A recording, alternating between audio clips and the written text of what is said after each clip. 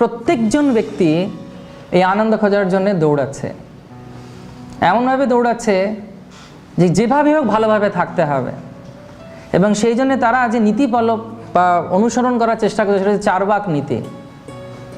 চারবাকের নীতি কি? যেভাবে হোক ভালো থাকবো, যাবৎ জীবেত সুখদ জীবেত, ঋণং কৃত্যা হিতম প্রিবেত, ভস্মীভূতস্য দেহস্য কুথা পুনরাগমন।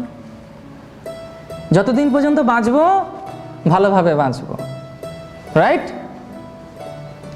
যতদিন পর্যন্ত বাঁচবো ঘি খেয়ে বাঁচবো,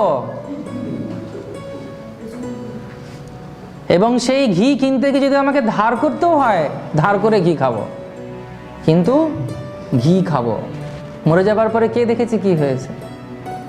তো সেজন্য মানুষও এখন দৌড়াচ্ছে সব জিনিসের পেতে, আমরা সবাই দৌড়াচ্ছি, ডেবিট কার্ড, ক্রেডিট কার্ড, এবং তার ফলেই কিন্তু যত দুঃখের সূচনা হচ্ছে। প্রত্যেকজন ব্যক্তি এই জড়জগতে এই আনন্দের খোঁজ করার জন্য প্রত্যেক যখন যে বসেও থাকে, সবসময় আমাদের একটা উদ্দেশ্য থাকে যে কীভাবে আর একটু ভালো থাকবো।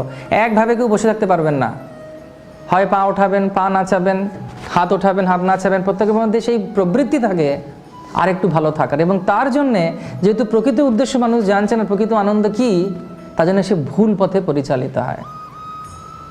এবং সেই কারণে তো ভগবদ্গীতায় খুব সুন্দরভাবে বলা হয়েছে যে মানুষ প্রকৃতপক্ষে জানেই না প্রকৃত আনন্দ কোথায় আছে।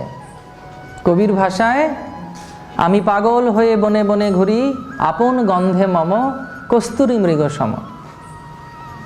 হিমালয়ের প্রত্যন্ত অঞ্চলে এক ধরনের মৃগ পাওয়া যায়, হরিণ পাওয়া যায়।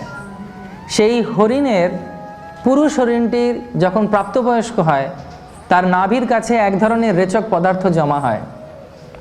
তার এত সুগন্ধ, তাতেও তার মন মাতানো সুগন্ধ, সে বনকে মাতোয়ারা করে দেয়। আর সে মতো অবস্থায় সেই হরিণটি পাগলের মতো দৌড়ায়, কোথায় সুগন্ধ, কোথায় সুগন্ধ, কোথায় সুগন্ধ। কিন্তু সুগন্ধটি আছে তার নিজেরই নাভিতে, তার নিজেরই শরীর থেকে বেরোচ্ছে সেই অমৃতময় সুবাস। কিন্তু সে দৌড়াচ্ছে কোথায়? পাথর খোঁজার চেষ্টা করছে, মাটি খুঁড়ছে, গাছের উপর ওঠার চেষ্টা করছে। আর একদিন এইভাবে একই জায়গায় ঘুরতে ঘুরতে ঘুরতে ঘুরতে সে বিব্রত হয়ে পড়ে গিয়ে দেহত্যাগ করছে। ঠিক সেই রকমভাবেও আমরাও দৌড়াচ্ছি আনন্দের খোঁজে।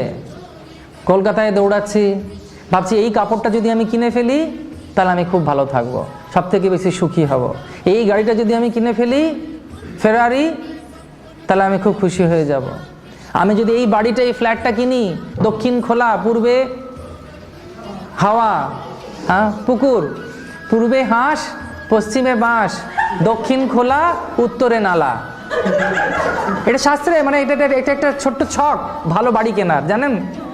এরকম যদি একটা ফ্ল্যাট পাওয়া যায় কত ভালো হবে, হবে কি না? অনেকে হাসছেন, শুনেই হাসছেন, কত আনন্দ হচ্ছে। কিন্তু তার জন্যে অনেক পরিশ্রম করতে হয়। আমরা দৌড়াচ্ছি, এবং মনটা কীরকম মানুষের, আমরা ভাবছি এটা পেয়ে গেলে ভালো থাকবো, ওই কস্তুরী মৃগর মতো। এটা পেয়ে গেলে এটাই সেই সুগন্ধ, এটাই সেই জিনিস। তো পর মুহূর্তে মনে হচ্ছে এটা আমার লাগবে না, পর মুহূর্তে আরে নতুন জিনিস চলে আসছে আমাদের সামনে, তখন মনে হচ্ছে ওটা পেতে হবে আমাকে। আর 2G ছিল, 3G দরকার, 4G দরকার। প্রথমে এমনি মোবাইল ছিল, ঘোরানো ফোন ছিল, সে ঘোরানো ফোন চলে গেল, তারপরে টেপা এলো, এখন ছুলেই কাজ হয়ে যায়, তারপরে বললেই কাজ হবে, কোনো শেষ নেই।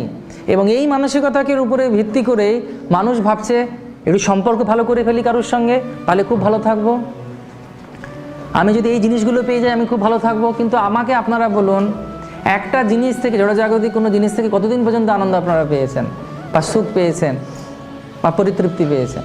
আমাদের মনটা হচ্ছে বাচ্চার মতো। একটা বাচ্চা কিছুদিন একটা খেলা নিয়ে খেলা করে, যেই খেলনার সামনে আরেকটা খেলনা দেওয়া হবে তখন ওটার দিকে হাত বাড়াবে।